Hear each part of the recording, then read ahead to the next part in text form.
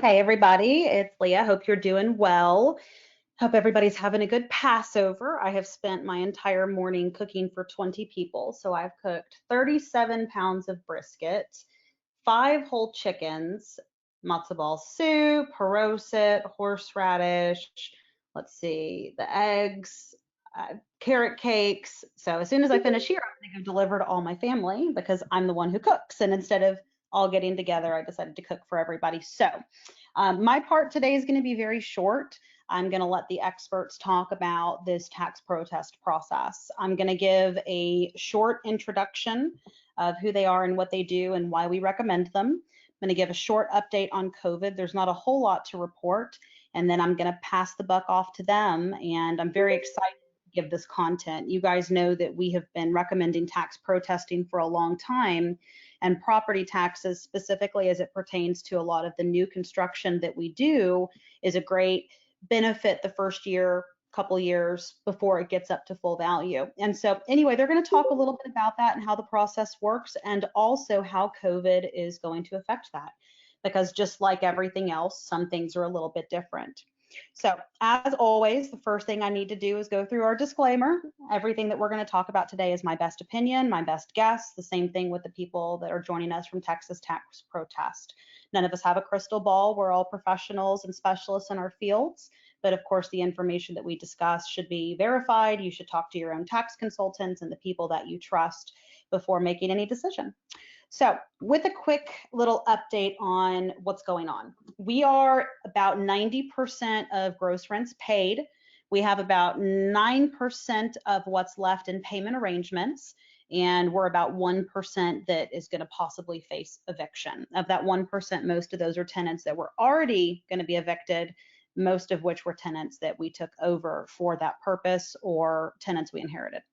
So all in all, I think rent's going very well. We still have people meeting those arrangements. We've had a couple people dodging us, but all in all, I think it's been a pleasant surprise, much better than we expected. Things are still quite normal here. I don't know if you saw some of the craziness that went on with the Dallas mayor and the city council limiting his powers, but interesting read if you want to Google that. But Collin County and all of the kind of outlying counties, we're all holding pretty steady. Hasn't been a whole lot going on. Our hospitals are doing fine.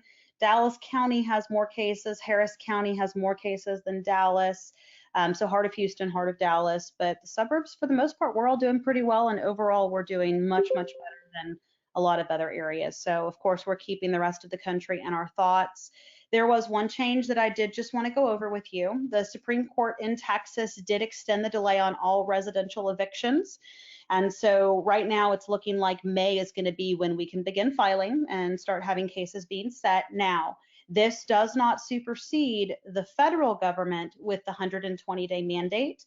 And so for those of you with delinquent tenants, we're going to be reaching out to find out what type of mortgage you have and the information that we need to be able to determine when we can handle those evictions. And so, as I spoke about last week, many of you that are sitting in Fannie Mae loans, I've been recommending to get onto commercial financing. Now is a great time to do it. So if you have any questions on that or you'd like to discuss it, as always, you can reach out to me. Again, my cell phone is 214-724-9118. But for today, we are going to be talking about tax protest, and they're going to explain what that means. But there's a few things that my goal with having this class was to cover. Number one, it's why we need to do it. Number two, the fact that it's really a no cost to you, and that's really important because you're not going to win every year. When the market's been doing what it's been doing the last few years, it's very hard to fight values down. I can tell you they've done a fantastic job with my portfolio, and the majority of the people that we've sent to them, they have had amazing results.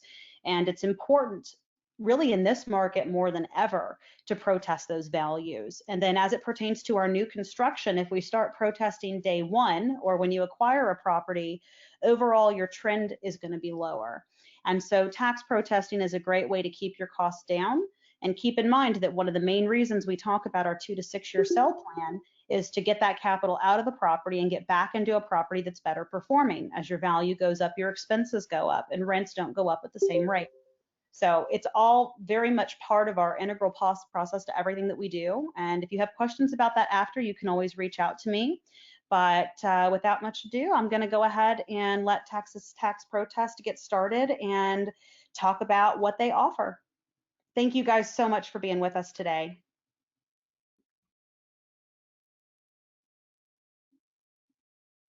Oh, are you guys there? Let me make sure that it did not remute you. Hold on a second.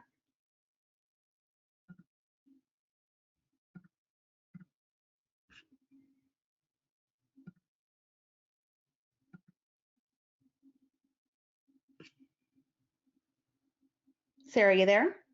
Yeah, hey, so it looks like Odette's having some technical issues, but we'll go ahead and get started. I just want to say thank you, Leah, for hosting this. I think this is a great opportunity for us to be able to share the information that's really important. Um, but then let's go ahead and move on. So Texas Tax Protest was founded in 2010 with the mission of making the property tax appeal process easier. For a long time, there was very little known about it, which is why our founder had decided that this was a great avenue to take. And ever since then, you know, we've been growing. And then the next slide. So our impact, basically, we service 35,000 accounts across the state of Texas and manage $14 billion in property market value. And then again, we do go all over the state of Texas. We service 115 counties currently, but that doesn't restrict any others that are there. The types of properties that we specialize in residential, it's a little bit of everything. We do single family, rental portfolios, builder portfolios. We partner with management firms and financial planning firms. And then as far as the commercial space, you know, we handle a lot of that as well. Duplexes, multifamily, warehouse, industrial, office, and retail. So a little bit of everything. And then for our clients that are sitting on this from San Antonio, is that an area that you service?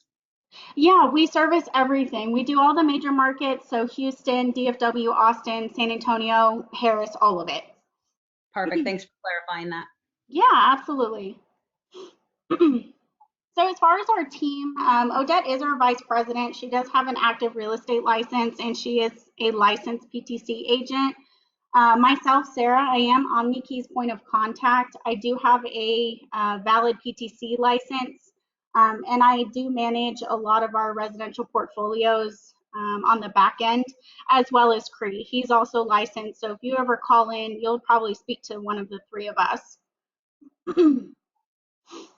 So as far as today, we want to cover everything that you, Leah, have mentioned. We want to go over what your notice of value looks like, what your tax bills look like, what is a protest, and what the process is, and then talk a little bit about how the appraisal process works and where your value is coming from.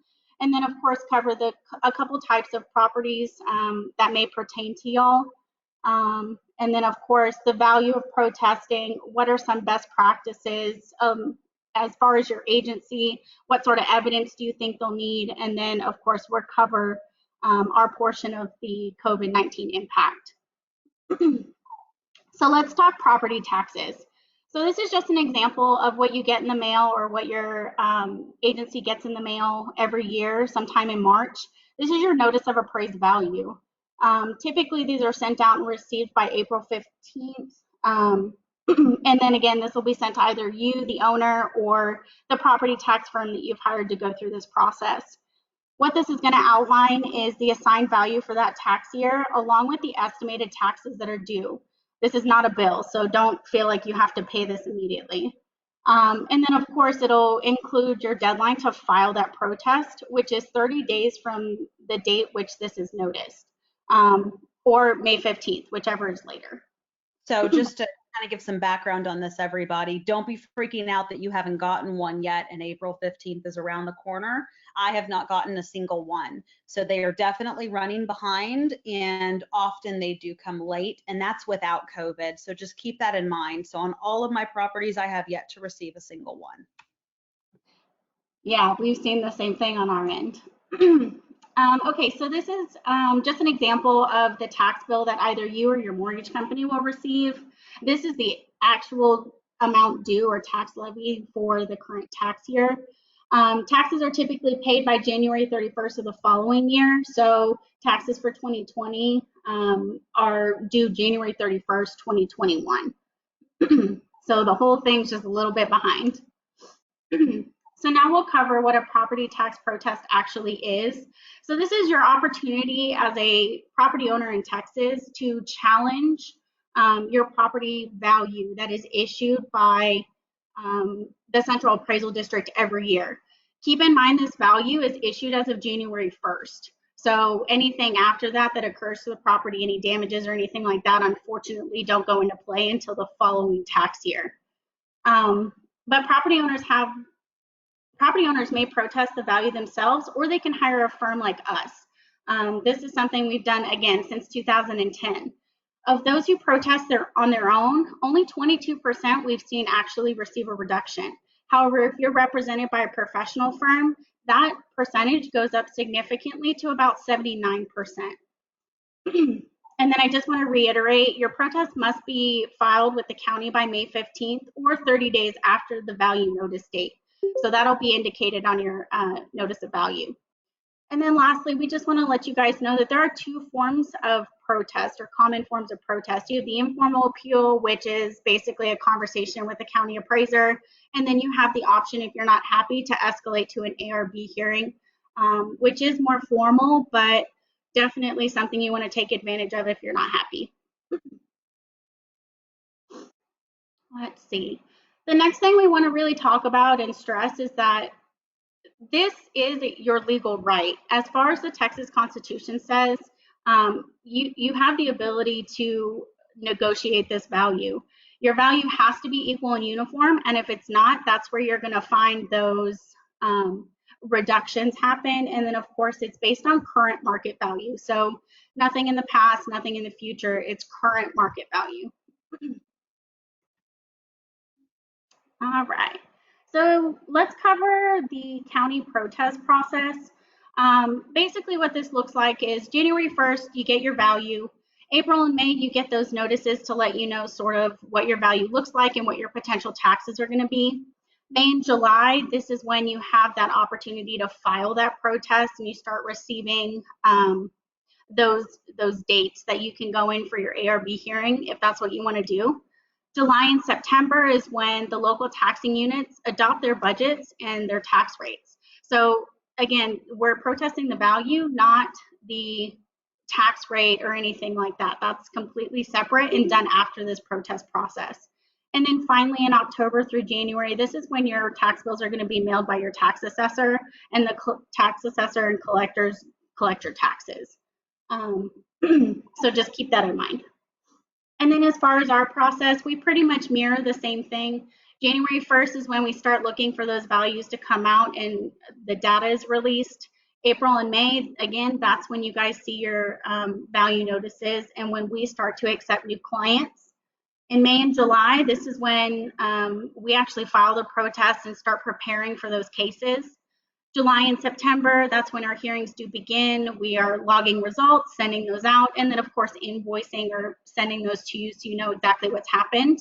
And then finally, October and January, we're going to continue sending those out. So depending on how the protest process goes, you know, you could see those results come out later in the year, October, November, December. All right, so now we're going to get a little bit more technical and sort of explain where your value is coming from. So prior to 1979, the tax assessor, collector, and CAD basically were the same thing. Values were issued and based off of who knows what. But then in 1979, Texas lawmakers did come up with the Pavito Bill, which essentially formed a basis for the property tax system that we know today. It created a CAD, the person who comes up with your value, and then the tax assessor collector, who again collects your property taxes. So it sort of depoliticized that whole process. And then of course, they did say that now your property has to be assessed at full market value and assessed once every 3 years. So what is an appraisal? Real estate appraisals property valuation or land valuation is the process of developing an opinion of value. That's really important to keep in mind. There's a lot of different types of appraisals, and the type and extent of that appraisal is determined by the scope of work. So for the Central Appraisal District, that scope of work is based on mass appraisal. Because these properties have to be reassessed once every 3 years, and because some of the larger counties have so many properties, they had to come up with a system that allowed them to do this amount of work in a very short amount of time. So due to the large number of properties, CAD appraisers use this mass appraisal system. And just to kind of go into background of why this is so important for us is you have to remember a lot of what we deal in is renovated or infill properties. And so for those of you where you have either a property that's not as nice perhaps as what's around because you've got an older renovated property, or maybe you've got a new property in the middle of others, this appeal is very important so that you are being appraised for what your condition and your property is, especially in neighborhoods where not everything is the same. Yeah, that's exactly right. That's a great point. So to continue, mass appraisal model continued. The definition of this is the process of valuing a group of properties as of a given date. So right now we're talking January 1st.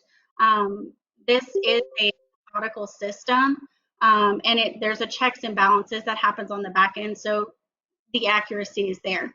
But how does this work? So the CAD appraisers group similar properties together into, quote, neighborhoods. This isn't exactly like subdivisions, how we think of neighborhoods. We'll show you an example of that further down.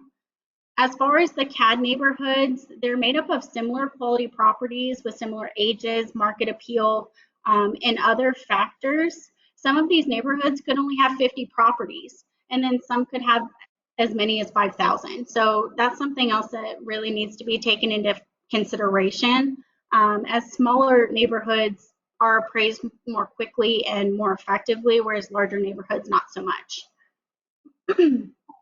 So now the more technical portion of this. So in a mass appraisal model, the median or middle neighborhood modifier is extracted from all the data in the market. And then this middle modifier is applied to all the properties within that neighborhood code we just talked about. This means that if the middle factor is used, then all the properties below that middle factor are undervalued, and all properties above the middle factor are overvalued. And then I'll go ahead and show you a picture of that on the next slide. So this is sort of what the distribution looks like. When the neighborhood modifier is added to the neighborhood of properties, you get section C, B, and A. Section B, this is where all your fairly valued properties are. Typically in a protest, you're going to see very slight reductions in these properties, or nothing at all. And that's just because they're considered fairly valued. Section C is everything that's under that middle modifier.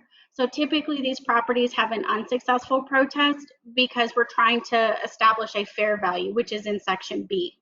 And then lastly, section A, this is the group of properties that are overvalued. So these properties should have a successful protest or see a reduction in their value because they're above that median line or that fair value. The purpose of the protest is to establish a fair value or to have the property fall in line with the other properties in your neighborhood code. So we want to talk about price per square foot just really quick. Basically, the formula for this is property value divided by the property square footage.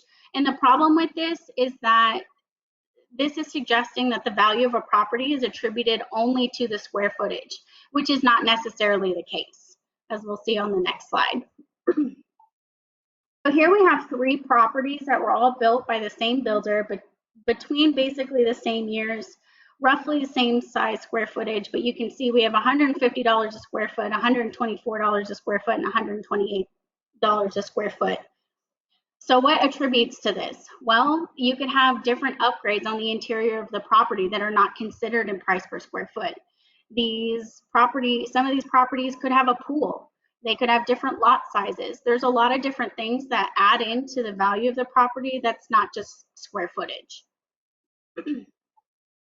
So let's break it down into something that's a little bit more easy to relate to, right? So most people drink coffee or tea or something like that. So smaller cups or tall coffees have the smallest price, but they have the highest price per ounce. The larger cups or the ventis have the higher price, but you pay less per ounce. It's the same thing as buying bulk rice or something like that. We refer to this in the appraisal world as economies of scale. So just to summarize everything that we've just talked about, I know a lot of information. Properties are appraised through a mass appraisal system. This is done as a systematic appraisal of groups of properties within a neighborhood code as of a given date. We're talking January 1st. The county must reappraise your property at minimum once every 3 years. However, in the hot market, like we've been seeing recently, you could see a new value on your home every year. Because the mass appraisal system lumps all your properties together, it leaves a great deal of room for error and gives opportunities for the value to be reduced. Individual details of the property are something that you really want to consider, and we'll cover that in just a second. This is where most property owners are going to find success in an appeal.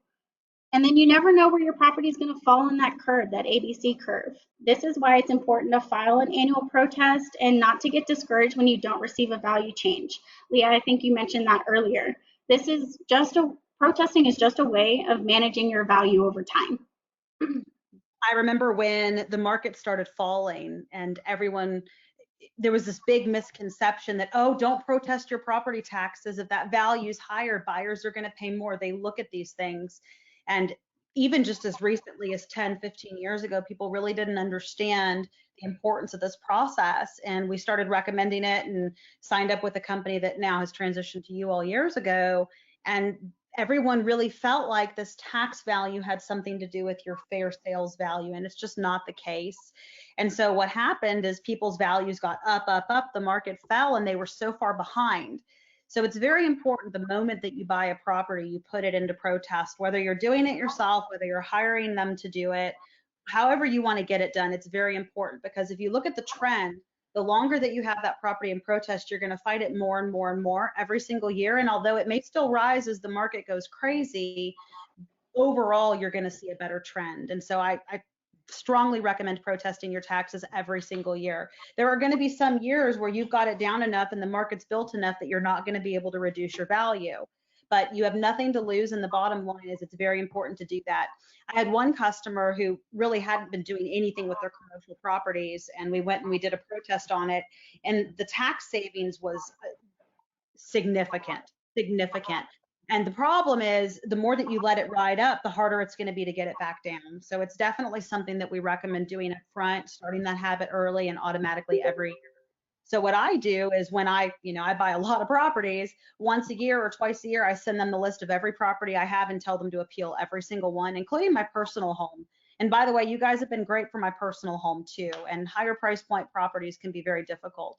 So we've seen great success with both single family, multifamily, commercial. So definitely something that I recommend doing. And if you're in a state that allows this process, make sure that you're doing it across all of your investments, across all of the states if the state allows this. Because really at the end of the day, if you have a company that takes a percentage of the savings, you have nothing to lose.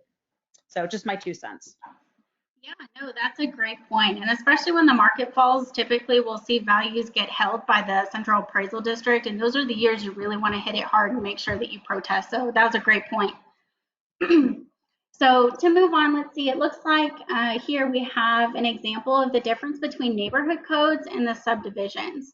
So neighborhood codes as established by the Central Appraisal District are represented by the blue numbers. So they're blocked out. There's no real rhyme or reason to it.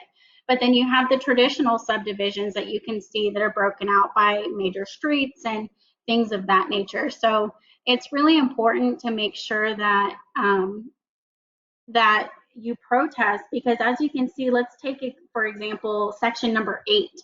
The properties in the right-hand portion of that, they have smaller lots. They don't back up to the same type of street, but they're being compared to the properties more on the left side of that box. And so there can be a discrepancy there that can be challenged through a protest process. So one of the things we love about infill, which you guys know I buy a lot of infill, is we actually see a lot of benefits with the tax. because what happens is they're comparing you against all the older properties, most of which have not been rebuilt, or maybe it's 50-50. And so in those areas, we see where we often stay far ahead of the curve in terms of what values are.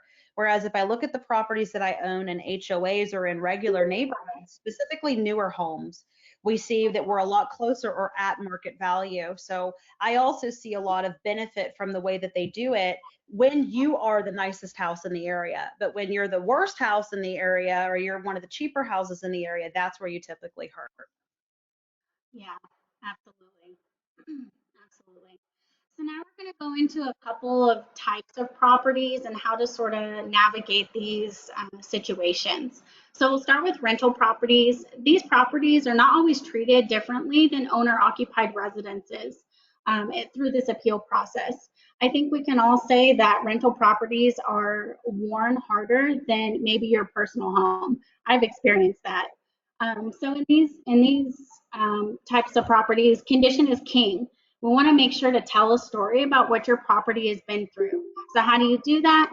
Photos, repair estimates, things like that to prove that the property may not be in the type of condition that the Central Appraisal District thinks that it is.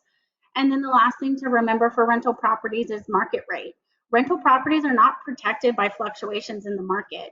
So you may have an owner occupied residence that has a homestead or an over 65 or some type of exemption that it can qualify for. Rental properties don't have that option, which is why sometimes you can see your value increase significantly with a hot market. Let's see. So the next one we have are recently purchased properties. We deal with this a lot. The purchase price of the property is the specific market value of that home. There's no better comparable for that property than its own sale. It's perfect. The CAD typically has access to MLS just through their own agents, different avenues, either their brokers or real estate agents on the side or over the weekend or something like that. So that information is out there. There are some exceptions to this, like Grayson County. They don't have access to MLS, so we can have success there when they see that there's been a deed change and they don't have that purchase price. Now, So there's even actually in, some oh, go ahead. lawsuits about this, and so I'm not going to go into too much detail on this, but there have actually been lawsuits on this matter about the CADs having access to MLS, and a lot of that has been restricted more than before. And for those seeing that benefit to Grayson County, you know that's a lot of what we sell and buy is Sherman, Denison, those areas, and it's one of the reasons that we love it. And so all the time when I tell you, throw away those notice of appraised values where they're asking you what you paid and asking you the details, this is why we don't want to provide that. But we are seeing more and more CADs not being able to access MLS, and there's been a lot of lawsuits and rulings about this recently in the last 2 years as well. Yeah, that's exactly right. And that's because Texas is a non-disclosure state. So there should be rules around that. But even in non-disclosure states like we have, purchase information can still be made available, as we've seen. You don't need to disclose this purchase price to them, just like Leah said. So don't give it to them if, let's say, you paid more. But typically, if your purchase price is not listed on MLS and the county doesn't have that, sometimes they'll look up your promissory note and utilize that to come up with your market value. So that's why sometimes you can see your value increase. And then the last thing we want to cover on recently purchased properties is the potential to change in the following year's tax bill. So new build properties, which we'll cover next, have benefits that you lose once you've purchased it from the builder. And then the second thing is the previous owner's exemptions do fall off. So those benefits that they had in the previous year are now gone. And then the last type of property we want to cover are new construction. I know you guys deal a lot with this. So a couple of things we want to point out. In the first year, your tax bill is typically based off an unimproved lot or land value only. Remember, your value is issued as of January 1st. So if you have a partial complete home, maybe just a slab or a frame or something like that, you're going to get taxed on that, and they have to come up with a value. So for example, if the property is 60% complete on January 1st, then your tax bill will reflect that on the improvement value at 60%. These properties also, we've seen in the past, have builder discounts that severely cut down on the annual taxes that are due at the end of that year. So in the second year, you can expect your tax bill to increase dramatically. Why? Because that builder discount goes away And the property was fully complete as of January 1st in pristine condition or excellent condition. So with investors, these properties are typically rented immediately. And keep in mind, you still have the option to challenge these assessments. Even if it's a new build, doesn't mean there's not room for movement on that value. And what we've been seeing just in what we deal in is typically year two, they get to about 80 to 85%, sometimes a little bit less. We're not seeing a lot of going to 100%. So especially in these Got it. out areas where their systems are just not as good to track that data. Yeah, and it's all based on an opinion of the appraiser. They do a drive-by and they say, you know, a structure, but they don't know exactly. So that's a good reason to make sure that you protest, especially on those new builds. Yep, great. So, yeah, absolutely. So, we're going to cover 3 examples of the benefit of protesting over time. So, this person's been with us for a very long time. You can see in 2013 when they signed up, they had an initial value of 216,182. We were able to drop that a little bit. And then every year moving forward, we've been able to chip away at that value and save this client quite a bit of money, as you can see in the estimated tax savings. This is a perfect example for why you need to protest every year. Because if you don't, you're going to be paying on that premium market value. And if you're saving a couple $100 a year per property, that's great. That's money that's in y'all's pocket. And it's great for your renters. But typically, just to give you a perspective, a protest is successful 3 out of 5 consecutive years. And typically, you're going to see a reduction between 2 and 5%. So this client has been with us for a couple of years. Um, when they first started with us in 2015, they started at 532.50. We dropped them just a little bit, not a lot, but enough for them to see a little bit of savings. And then every year moving forward, we've saved them. In 2018, their value jumped to 534,800, and we were able to settle at a value lower than what we did in 2015. So this is a good example of how the market can change and how if you don't protest, you're stuck at that higher value. So one thing that I'd like to point out here is I want to go back a slide and I want you to look at how this value went up on this property. And I'm just going to take a kind of side note here and segue into what I talk about a lot. I want you to look at how much this value dropped on the cheaper property and how much increase they saw from a percentage standpoint and a dollar amount standpoint. And then I want you to look over here at this more expensive property. So when I talk to you guys about the cheaper you buy, the better your potential is. This is a perfect example. Now, odds are this property went up in these 4 years more than $4,000 in value. The CAT is just having a more difficult time appraising this property for whatever reason. But still, the best percentage of return and the best potential you're going to see in your investment properties for value increase is typically going to be your cheapest properties. They are the most primed to go up, because it doesn't take that much to go up 10% on a $150,000 home. It takes a whole lot to go up 10% on a $500,000 home. So just keep that in mind. So when we talk about the cheapest properties you can get that are great condition, good locations, that's another example of what we're talking about here. Sorry. No, you're fine. Great point. And then just one more example. We're going to a higher price point here. Client's been with us for a couple of years. In 2016, they started at 778, 770, and we dropped them significantly down below 750. So this was about a 4% decrease in their value. And then now in 2018, they started at a value at 873, 640, and we dropped them again down to what we settled in 2016. So a significant savings for this client, but had they not protested, they would have been paying taxes on over $100,000 in market value that they shouldn't have. So I think that's really important. And then just real quick, if you guys want to see any other case studies that we've done on different price points, different types of properties, you can check us out online at texastaxprotest.com. So now, what can help your case?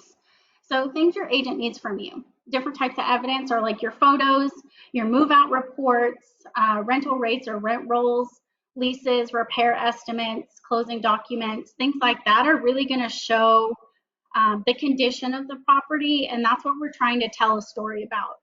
The very last bullet point there are appraisals. So keep in mind, appraisals aren't always helpful just because it's another appraiser's opinion of value, but it can influence the appraiser that we're sitting with, their decision on how your value is adjusted. And then as a client of ours, you receive a short guided questionnaire that will request this type of information. should you wish to provide it. So of course, nothing is mandatory. I don't think I've ever provided you guys much of anything. But that being said, it is important if you have these things to do it. And of course, for move out reports and photos, you guys can just use your walkthrough reports. Or of course, you can ask us to send that over for you as well.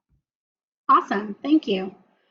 And then we're just going to recap some of the important deadlines. So January 1st, your values are established for taxing purposes. So the CAD's going to come up with your value as of January 1st.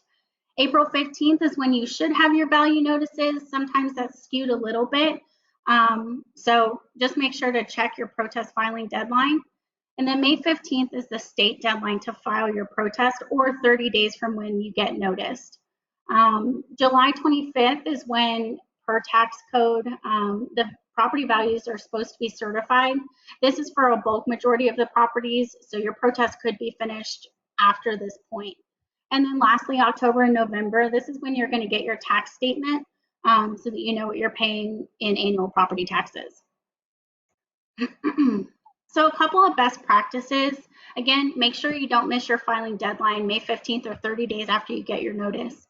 That notice is going to have some important details on your hearing date, your time, should the county require any additional documentation in those deadlines, things like that. So just make sure to keep it. And then should you have hired an agent, make sure to let them know if you get this. We're supposed to get a copy, but sometimes the county doesn't always do what they're supposed to. Let's see. So the time period between when you file your appeal and when the ARB date is typically when you have the option to do an informal hearing or that one-on-one meeting with the county appraiser. If you hired a firm, they'll do this for you. But the county's only going to hear your case once. So if you've hired somebody, please don't go attempt to try to do this as well, because you want the best shot to get a reduction if you possibly can. And then finally, results are issued in the form of a settlement waiver or ARB ruling. As a property owner who has filed their own case, your values are immediately changed and you should receive your waiver or ruling that same day or very shortly after. Sometimes with a firm, this process can take longer. Sometimes that's weeks, sometimes that's months, but bear with them and feel free to check in at any time. All right, so then as Leah touched on at the very beginning of all of this is the COVID impact and how that's going to change the protest process and things of that nature. So keep in mind your values issued as of January 1st.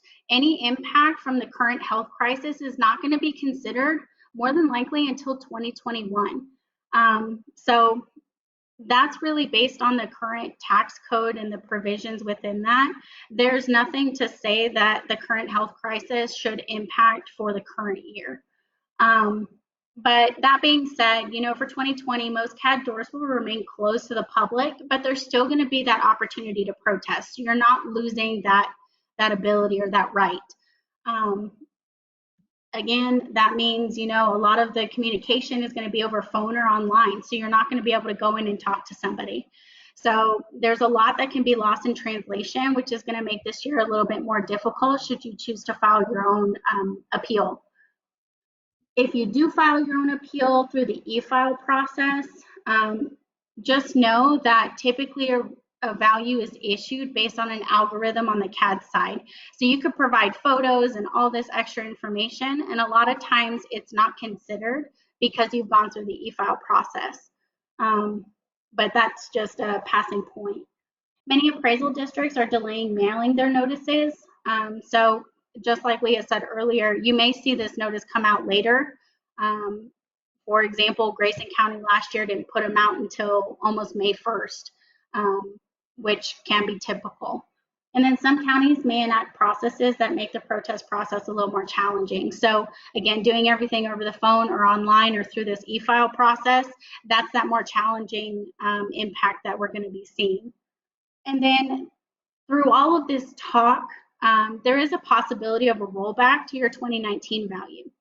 That doesn't mean that there's not an opportunity to protest if your value didn't change.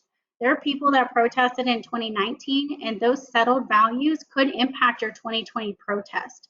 So it's very important to contact your agent and figure out, you know, a plan of action, or just make sure that you file your annual protest. I personally think there may be an opportunity this year to get better results than typical because of everything going on and the fact that it's happening in this exact time period. So it'll be interesting to see what happens. But I could see a path where we're going to see more success this year in fighting and protesting than what we have in years past. So it'll be interesting to reconvene in a few months and see where we landed. Yeah, absolutely. Absolutely. And then the next slide, Leah, you've already touched on, but the Texas Supreme Court halts all residential evictions through April 19th. I think the important takeaway from this is that this condition changes all the time. We're getting updates now that that may be extended through April 30th, but it could change tomorrow. So just make sure that you're up to date on all the current laws and things like that. My bet is that we're not going to have courts reopen until the middle of May. So that's just, if I were to make a guess at this point, I think areas like Dallas County and Harris County, the areas that are more heavily affected, although still not heavy affected, I think you're probably going to see about 30, maybe 40 more days with that. I think Collin County and the counties that are a little more conservative in their thinking and not so proactive in closing things, I think you'll see them start to open up the beginning of May. So we're going to keep doing the weekly updates for all of you guys and let you know kind of what our opinions are and what trends we're seeing. There's a lot of push right now to reopen things. There's a lot of push, especially in the northern counties. And so we'll keep you posted, but really even at the grocery, getting all this stuff to cook this morning, both shoppers that I sent both said, wow, things are really kind of full again. We're not seeing the crowds. So I think there's a lot of normalcy returning as the good news is coming out. The market has rebounded significantly. You've seen Russia agree to cut production of oil to raise gas prices. We're seeing better results with the Plaquenil trials, even without the Z-Pack. There's just a lot of positive things going on. And so I think that we're going to start to see some things lighten up in the areas that are not heavily affected. Of course, this is not speaking to other states, just talking about Texas. Great, thank you. That was great information. So real quick, we just want to touch on why you might want to use us. We've invested a lot of money in our research technology and our data analysis and things like that. And that's really set us apart from some of the other larger property tax firms and of course the smaller ones. We do have success-based fees, so it's a win-win situation for you. And then, of course, we do have real people that support y'all. If you call in, you're going to talk to somebody from Texas who's licensed, who, really knows what they're talking about. Something that's really important is we've done a really good job of maintaining our relationships with the CADs, and being able to work closely with them has allowed us to more easily navigate this COVID-19 environment. So there's that benefit. We're also really thorough and efficient when reducing homeowners' property tax burden. We've had success year over year over year, and you can see that in your results. And then lastly, we do all the work for you. You don't have to attend any ARB hearings. You don't have to provide any additional information if you really don't want to. We do it all.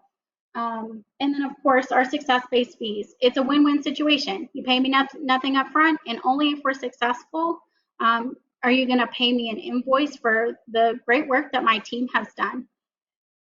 So you have everything to gain. Oh, go ahead. How does it typically work when they're not an OmniKey client? Are they being charged the same rate if they had found you on Google and came to you?